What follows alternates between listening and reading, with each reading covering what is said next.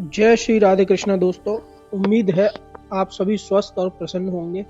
आज की कहानी महाभारत के एक ऐसे प्रसंग की है जहां धनुर्धर अर्जुन ने अनजाने में अपने सबसे बड़े शत्रु दुर्योधन की जान बचाई और वही उपकार आगे चलकर पांचों पांडवों के जीवन की रक्षा का कारण बना। यह कथा उस समय की है जब पांडव द्वैतवन में वनवास का जीवन व्यतीत कर रहे थे। उसी समय दुर्योधन ने एक घोष यात्रा निकालने का विचार किया जिसका वास्तविक उद्देश्य था वन में रह रहे पांडवों को अपमानित करना। दुर्योधन अपने पिता धृतराष्ट्र के पास गया और यात्रा की अनुमति मांगी। धृतराष्ट्र ने मना करते हुए कहा कि अब पांडवों के साथ किसी भी प्रकार का विवाद उचित नहीं है। लेकिन यही प्रवेश होता है मामा शकुनी का, जो छल और कूटनीति में निपुण था।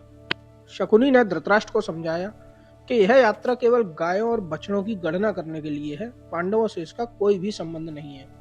आखिरकार धृतराष्ट्र मान गए और दुर्योधन को यात्रा की अनुमति मिल गई। दुर्योधन अपनी सेना और दरबारियों के साथ द्वैतवन पहुंचा।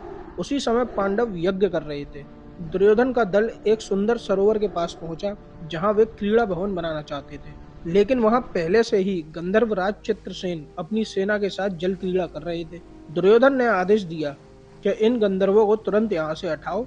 गंधर्वों ने वहां से हटने के लिए साफ मना कर दिया। अपने अहंकार में अंधा दुर्योधन पूरी सेना के साथ गंधर्वों पर टूट पड़ा, परंतु गंधर्वों की शक्ति अत्यंत प्रबल थी। कुछ ही समय में कौरव सेना पराजित हो गई। चित्रसेन ने अपनी माया से दुर्योधन, दुशासन, शकुनी और कर्ण को बंदी बना लिया। यह सब देखकर कौरव सैनिक भाग गए और पांडवों की शरण में पहुंचे और पूरी घटना युधिष्ठिर को बताई। युधिष्ठिर ने सुनते ही कहा कि हमें दुर्योधन की सहायता करनी चाहिए। यह सुनकर भीम क्रोधित हुए। वो बोले कि वह हमारा शत्रु है, हम उसकी सहायता नहीं करेंगे। पर युधिष्ठिर ने शांत स्वर में कहा कि संकट में पड़े व्यक्ति की सहायता करना ही क्षत्रिय धर्म है, चाहे वह शत्रु ही क्यों न हो। तब अर्जुन अपने भाइयों के साथ गंधर्वों के पास पहुंचे। भयंकर युद्ध हुआ। अर्जुन ने अपने दिव्यास्त्रों का प्रयोग किया और अंत में गंधर्वराज चित्रसेन युद्ध रोककर अर्जुन के सामने उपस्थित हुए और बोले कि हम तो आपके मित्र हैं, यह केवल दंडात्मक कार्रवाई थी, कोई युद्ध नहीं था। गंधर्वों ने दुर्योधन और उसके साथियों को मुक्त कर दिया।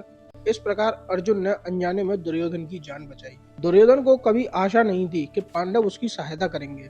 वह लज्जित होकर युधिष्ठिर और अर्जुन के सामने नतमस्तक हुआ और उसने अर्जुन से कहा कि तुमने मेरी जान बचाई है, मैं तुम्हें वचन देता हूँ कि जब भी तुम मुझसे कुछ मांगोगे मैं अवश्य दूंगा।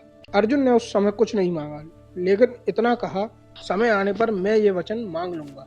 समय बीत गया। कुरुक्षेत्र का युद्ध आरंभ हुआ। एक रात दुर्योधन ने भीष्म पितामह से कहा कि मुझे शंका है कि आप पांडवों पर पूरा प्रहार नहीं करेंगे।